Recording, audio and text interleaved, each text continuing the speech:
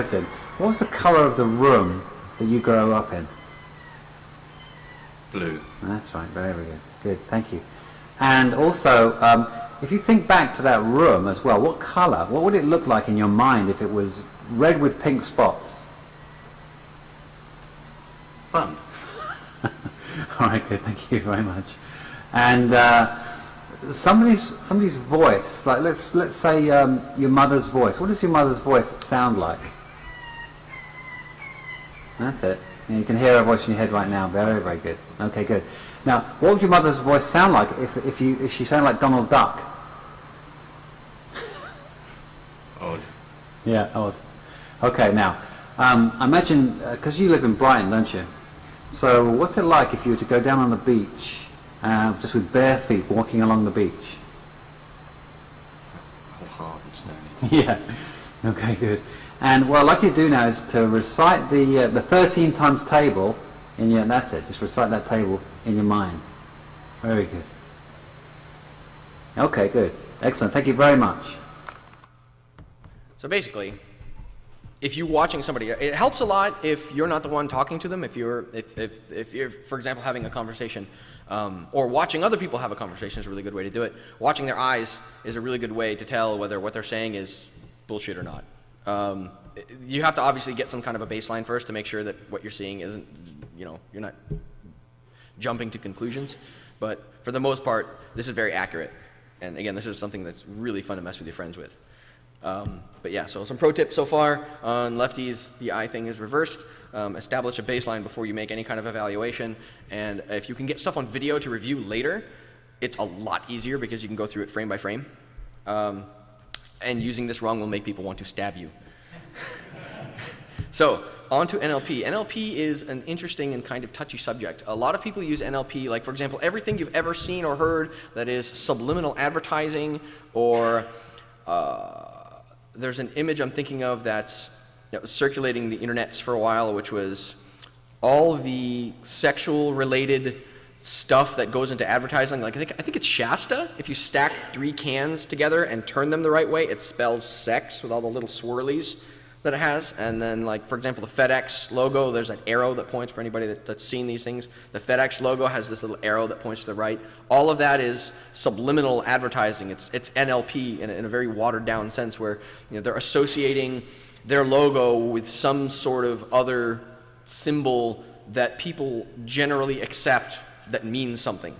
So, or they just shove their logo into somewhere for one frame of video, and you know you saw it, or you might not know you saw it, but you did, and it affects you.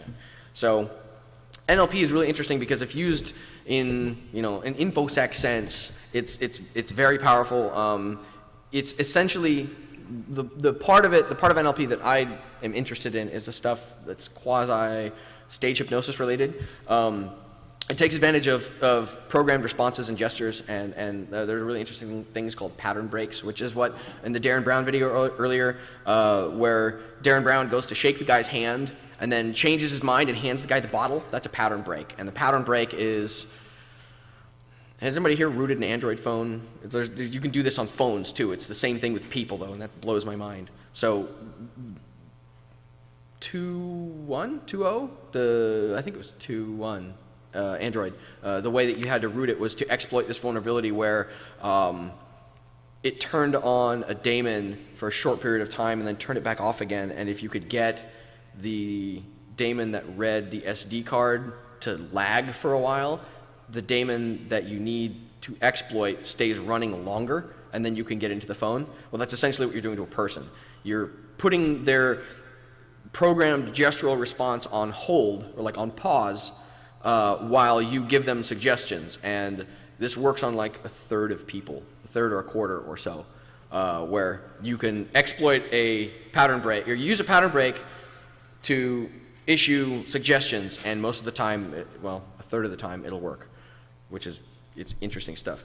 So NLP anchoring is the thing that I think is the most interesting. It's a term that's used to link an action to a feeling or impression. There's a way to, I'll let the video do the talking, but any sort of simple touching, it could be anchoring could be done with a sound, it can be done with an object. In the video I'm about to show you, it's going to be what's called a sliding anchor. But if you've noticed, like car salesmen are really touchy. They'll shake your hand, they'll touch your shoulder, they'll touch you in familiar ways. They'll pat your arm, they'll pat your back. They'll try and do everything they can to sort of associate themselves with your programmed gestural responses for when you're being patted on the back or your hand is being shaken or things like this, where they're trying as hard as they can to associate themselves with positive feelings. So they're trying to have you emit positive feelings to associate themselves with a positive feeling, so that when they tell you that 11% is good, you don't tell them to go eat a dick. So it's used a lot. It's mostly, again, in sales and PR and things like that, but there's nothing in InfoSec at all that I've seen that's like this, except for putting on a uniform and going somewhere. So this is interesting stuff. So here's a video that I've set up that you guys might find interesting. The guy.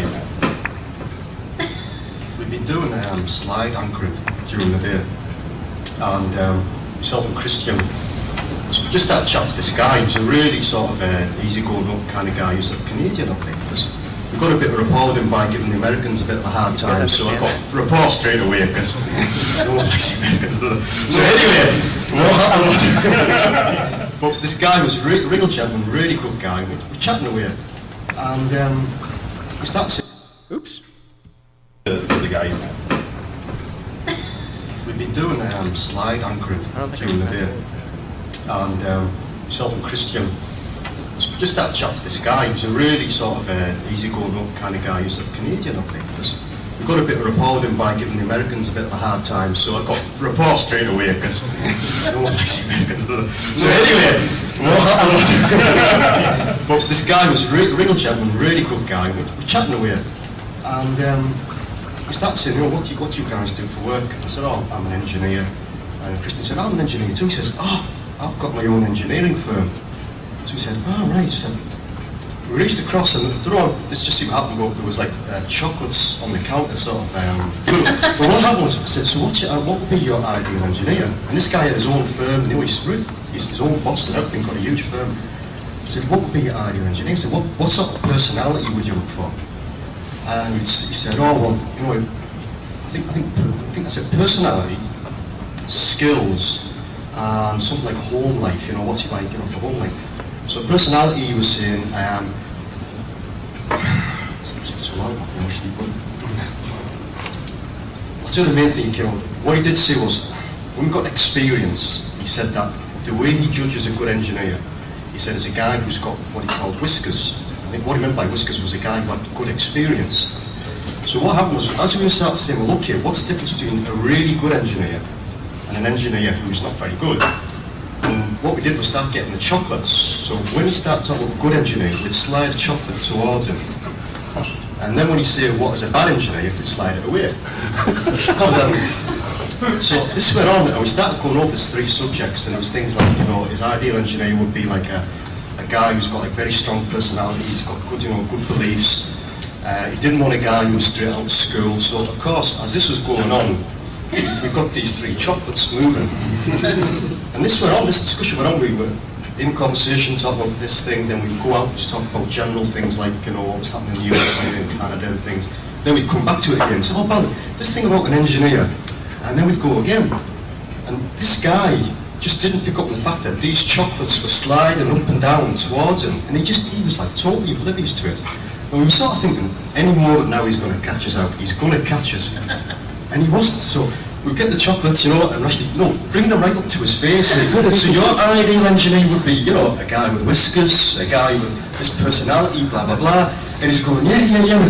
And a guy that is not a good engineer would be a guy who's like went behind the ears. It's a guy who's got no morals, this kind of thing. He's going, yeah. So these chocolates, every time we get them close, he's getting really excited.